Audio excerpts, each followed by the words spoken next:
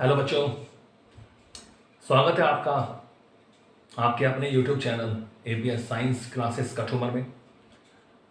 तो बच्चों chapter number first हमारा चल रहा है, चैप्टर फर्स्ट कंटिन्यू, ठीक है ना।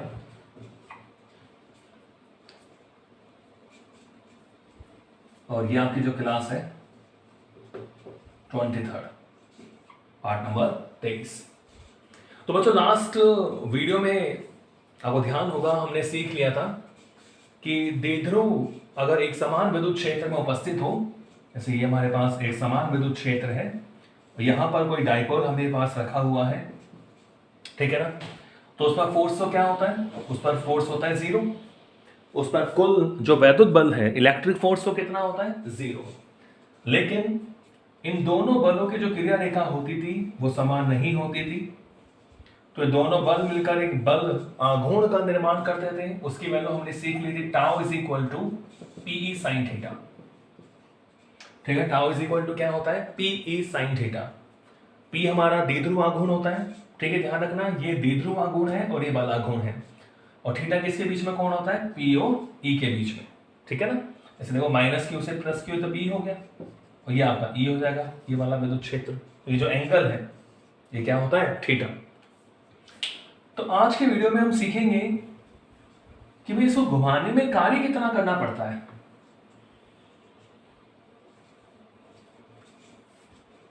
एक समान विद्युत क्षेत्र में अगर हमारा कोई विद्युत द्विध्रुव उपस्थित है तो उसको घुमाने में किया गया कार्य, ये हमारा आज का हेडिंग रहने वाला है। तो आज का टॉपिक हमारा क्या है कि समविद्युत क्षेत्र,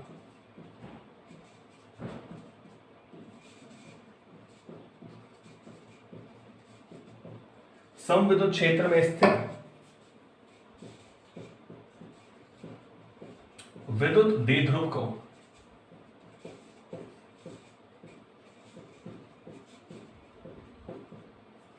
समविद्युत क्षेत्र में स्थित विद्युत द्विध्रुव को घुमाने में किया गया कार्य,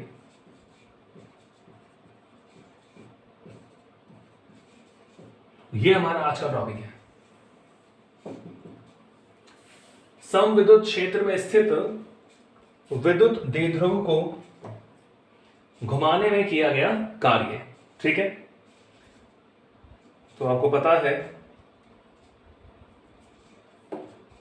कि घुमाता कौन है, किसी भी वस्तु को, किसी पिंड को। तो अगर मैं आपसे पूछूं बल या बलाघूर्ण, तो आप क्या कहोगे कि सर बल आघूर्ण घुमाता है। एक मिनट मार करना शायद,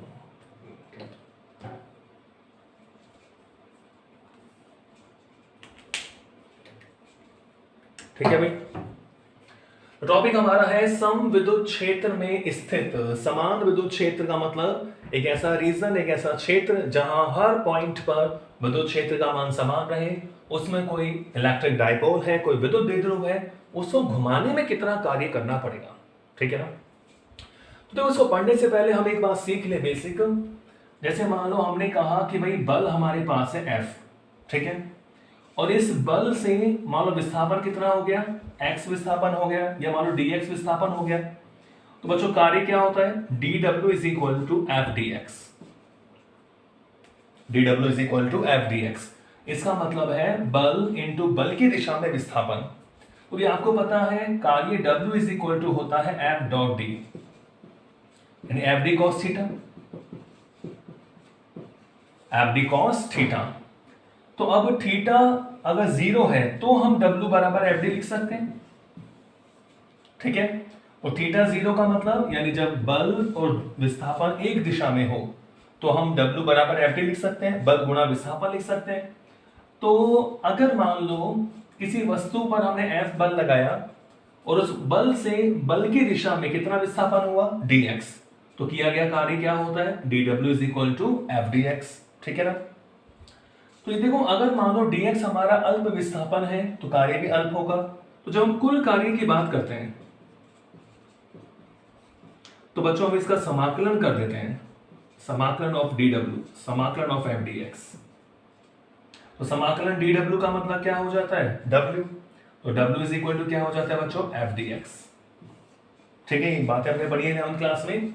तो डब्ल्यू इज इक्वल टू समाकलन ऑफ एफ डी एक्स। अगर मान लो आपको लिमिट दे रखी है कि भाई आपने x1 से x2 तक घुमाया, यहां तो रेखीय विस्थापन है कि पहले वो x1 स्थिति पर था, अब वो x2 स्थिति पर आ गया, तो ये फॉर्मूला बन जाता है W इज इक्वल टू समाकलन x1 से x2 f dx। तो बच्चों ये तो हमारा रेखीय गति के लिए है, ये जो फॉर्मूला हमने लिखा है किसके लिए, रेखीय गति के लिए। सपोज करो घूर्णन गति हो रही है, तो आपको पता है बल की जगह क्या काम लोगे, बलाघूर्ण काम लोगे, और रेखीय विस्थापन की जगह कोणीय विस्थापन काम लोगे, टाउ डी थीटा। तो उस समय जो कार्य हो जाता है W इज इक्वल टू समाकलन क्या हो जाएगा, टाउ डी थीटा, और थीटा की लिमिट कहां से कहां तक, θ1 से θ2।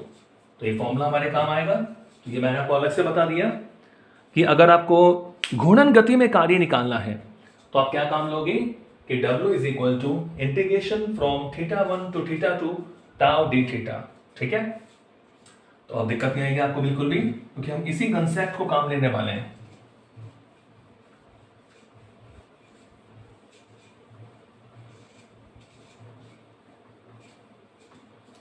ओके, तो बनाते हैं हमारा समविद्युत क्षेत्र। तो सपोज करो भाई ये हमारा समविद्युत क्षेत्र है। आपको पता है समान विद्युत क्षेत्र को परस्पर समांतर दूरी पर स्थित समांतर रेखाओं द्वारा दर्शाया जाता है। ठीक है, तो ये समान विद्युत क्षेत्र हो गया। हर पॉइंट पर, इसके हर पॉइंट पर विद्युत क्षेत्र का मान क्या होगा, कैपिटल ई। क्लियर है। अब सपोज करो हमारा एक डायपोल यहां पे रखा हुआ है। ठीक है भाई, ये डायपोल हमारा रखा हुआ है, तो वही हमने पता है माइनस क्यू मान लेते हैं और ये क्या मान लेते हैं, प्लस क्यू मान लेते हैं। तो इसको घुमाने में कितना किया गया कार्य होगा। सपोज करो ये थीटा एंगल पे रखा हुआ है। कितने एंगल पे रखा हुआ है, थीटा एंगल पे रखा हुआ है। ये इसकी स्थिति है कि हमारा जो द्विध्रुव है वो विद्युत क्षेत्र ई में कितने कोण पे रखा हुआ है, थीटा कोण पे रखा हुआ है। तो हमें इसको घुमाना है। आपको पता है जो बलाघूर्ण होता है वो इसको घुमाकर विद्युत क्षेत्र के कहां लाने का प्रयास करता है, समांतर लाने का प्रयास करता है। ऐसे इसको हम घुमा रहे, तो घुमाकर विद्युत क्षेत्र के समांतर लाने का प्रयास करता है। तो अब हम कार्य कैसे निकालें। ठीक है, देखो सपोज करो मैंने ऐसे मान लिया, देखो द्विध्रुव को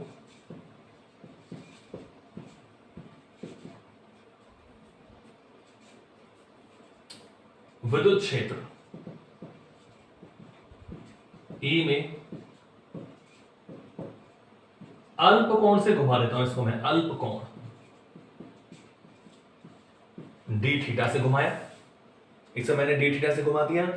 तो द्विध्रुव को विद्युत क्षेत्र ई में अल्प कोण डी थीटा से घुमाने में, तो घुमाने में कार्य कौन करता है, बलाघूर्ण कार्य करता है।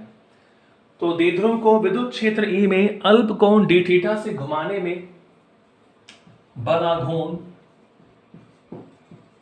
टाउ द्वारा किया गया कार्य। ठीक है, और ये कार्य भी कैसा होगा, क्योंकि जब आप विस्थापन आपका अल्प है तो कार्य भी कैसा होगा, अल्प होगा। तो बच्चों कार्य की परिभाषा से मैं लिख सकता हूं कि भाई D W is equal to tau D theta. हमारा जिस दिशा में बलाघूर्ण है उसी दिशा में हम इसको घुमा रहे हैं, तो D W is equal to क्या आ गया, टाउ डी थीटा। ठीक है, अगर मान लो इसको अपन θ1 से θ2 कोण तक घुमाएं, कि भाई पहले मानो θ1 स्थिति पे था, जैसे मान लो ये θ1 पर है, अब इसको मान लो मैंने ऐसे लगा दिया, अब ये मान लो θ2 पे आ गया। किसी भी स्थिति में घुमा सकते हैं। तो अगर इसको मैं θ1 से θ2 कोण तक घुमाऊं तो किया गया कुल कार्य क्या होगा भाई, कुल कार्य, तो किया गया कुल कार्य होगा W इज इक्वल टू समाकलन ऑफ dW।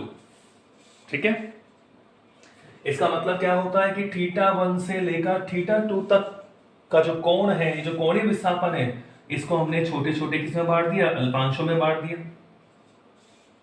सभी अल्पांश मान लो डी थीटा के, और सभी में किया गया कार्य कितना है, मान लो D W D W D W, क्योंकि हर डी थीटा से घुमाने में कितना कार्य करना पड़ेगा, डी डब्ल्यू, तो सारे D W plus D W plus D W यानी इंटीग्रेशन ऑफ डी डब्ल्यू। तो किया गया जो कुल कार्य हो गया हमारे सामने वो हो गया W is equal to integration of D W. तो let's put the value of D W. तो हम डी डब्ल्यू का मान रखते हैं, तो W इज इक्वल टू समाकलन, डी डब्ल्यू का मान क्या है बच्चों, टाउ डी थीटा, कहां से कहां तक, theta is equal to theta 1 से थीटा 2 तक, ठीक है। W is equal to theta 1 से थीटा 2 टाउ डी थीटा। तो बलाघूर्ण तो हम निकाल चुके हैं पहले ही,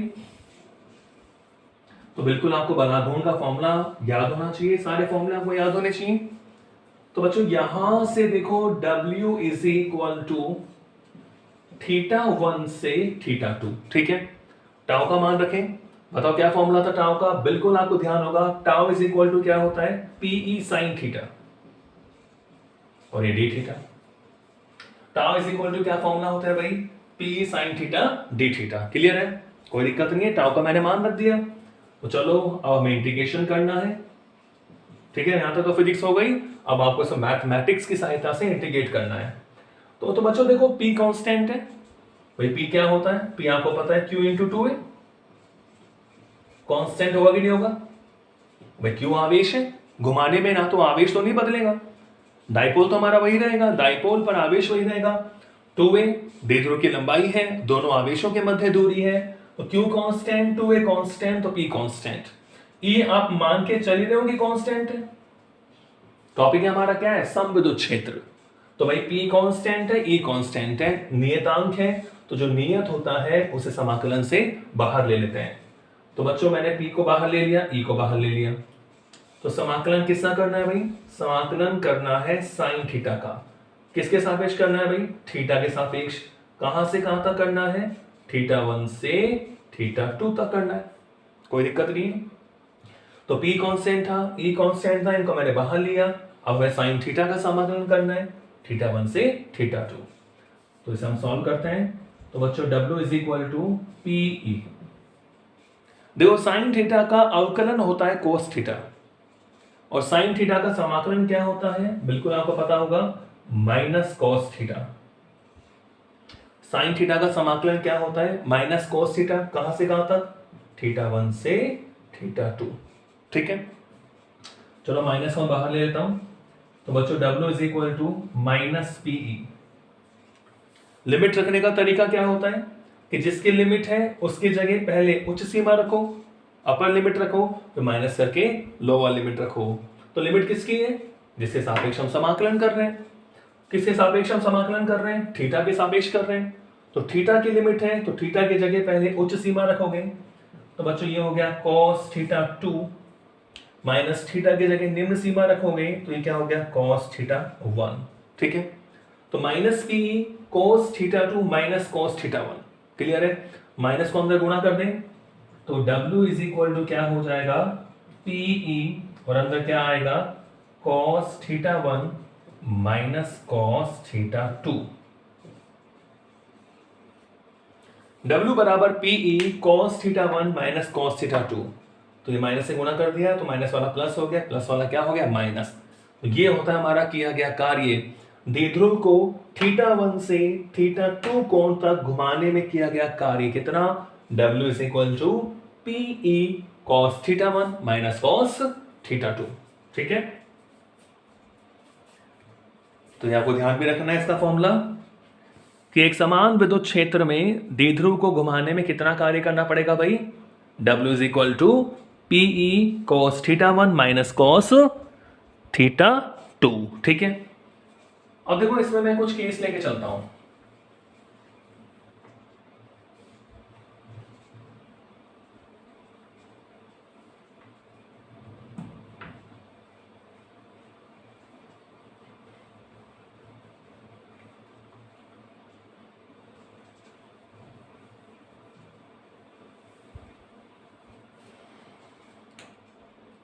स्पेशल केसेस,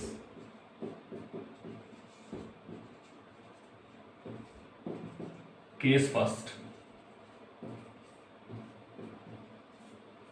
ठीक है। तो थीटा 1 थीटा 2 हम अलग अलग ले सकते हैं, तो कार्य भी हमारे पास अलग अलग आएगा। ठीक है भाई। तो बच्चों सपोज करो यदि थीटा 1 तो मान लो क्या हो 0 डिग्री हो, और थीटा 2 क्या हो भाई 90 डिग्री हो। थीटा 1 तो 0 डिग्री हो और थीटा 2 हमारे पास क्या हो 90 डिग्री। इसका मतलब क्या हुआ कि आप द्विध्रुव को विद्युत क्षेत्र के समांतर स्थिति से लंबवत स्थिति में ला रहे हो, और थीटा तो किसके बीच में कोण है, द्विध्रुव और विद्युत क्षेत्र के बीच में कोण है। द्विध्रुव का मतलब द्विध्रुव आघूर्ण। तो अगर आप समांतर से लंबवत स्थिति में लेके आते हो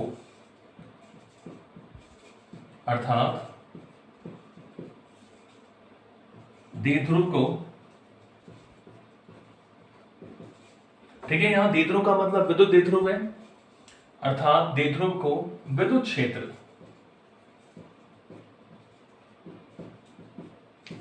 क्षेत्र की समांतर थीटा 1 0 यानी समांतर स्थिति, विद्युत क्षेत्र की समांतर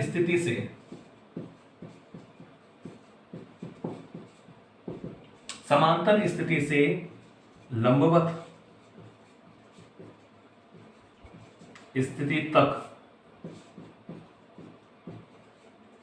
घुमाया जाए। ठीक है ना। तो किया गया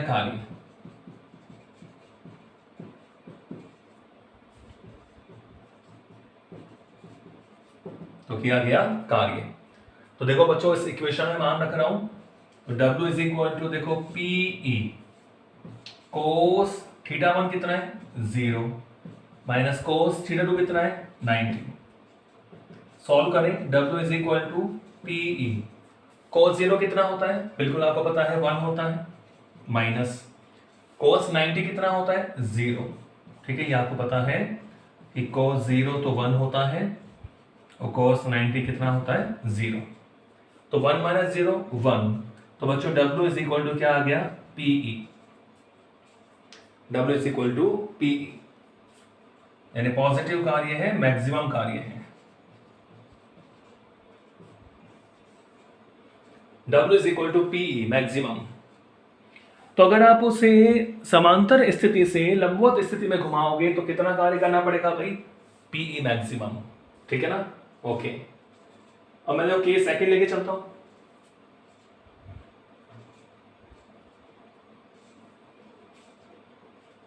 केस सेकंड, अब सपोज करो मैंने ऐसे माना कि आप द्विध्रुव को समांतर स्थिति से विपरीत दिशा में ले आया आपने। अलग अलग केस मान के चल सकते हैं अपन कि पहले ऐसे रखा था, विपरीत दिशा में लिया है। तो समांतर स्थिति से विपरीत दिशा में, विपरीत स्थिति में लाया जाए तो किया गया कार्य। तो अब कितना कार्य आएगा देखो इस वाले केस में,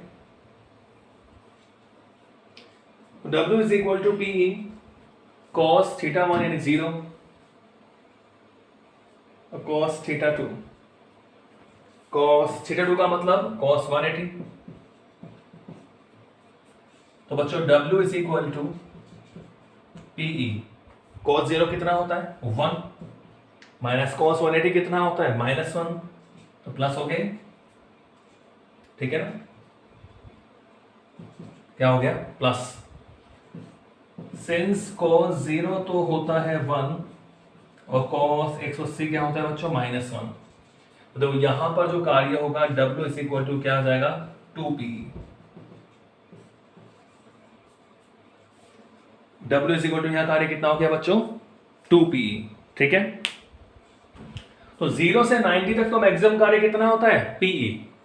वो जो पहले वाला हमने केस लिया था वो कहां से कहां लिया था 0 से 90। कि 0 से 90 तक घुमाओगे तो मैक्सिमम कार्य कितना होगा भाई PE। अब 0 से कोई भी एंगल हम ले सकते हैं यहां पर। ठीक है, ये 90 से बाद अगर घुमाते हैं तो अब कितना कार्य हो जाएगा 2PE। तो पहले वाला केस ध्यान रखना, PE किसके लिए था वो 90 तक था। ठीक है ना। एक केस और ले लें,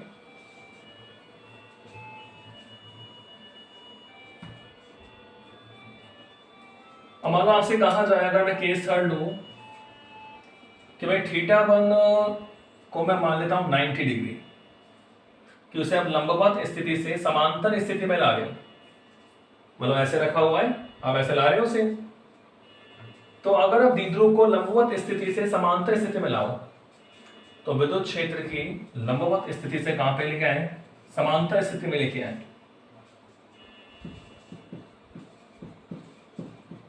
लंबवत स्थिति से समांतर स्थिति तक घुमाया जाए तो किया गया कार्य कितना होगा, W इज इक्वल टू θ1 का मान रखें, W is equal to PE cos θ1 कितना है 90, ठीक है, माइनस cos θ2 कितना भाई 0। क्लियर?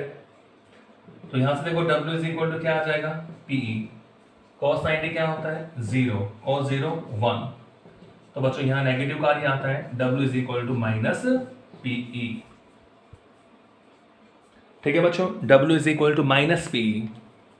ठीक है, तो आज हमने सीखा कि अगर एक समान विद्युत क्षेत्र है, वहां द्विध्रुव को घुमाने में, यानी θ1 से θ2 तक घुमाने में हमें कितना कार्य करना पड़ा। तो बिल्कुल आप ध्यान रखेंगे कि W is equal to PE cos θ1 minus cos θ2, जहां P आपका द्विध्रुव आघूर्ण है और θ1 θ2 प्रारंभिक और अंतिम कोणीय स्थिति है। क्लियर है? तो आज के वीडियो में इतना ही, मिलेंगे नेक्स्ट वीडियो में एक नए टॉपिक के साथ। Thank you.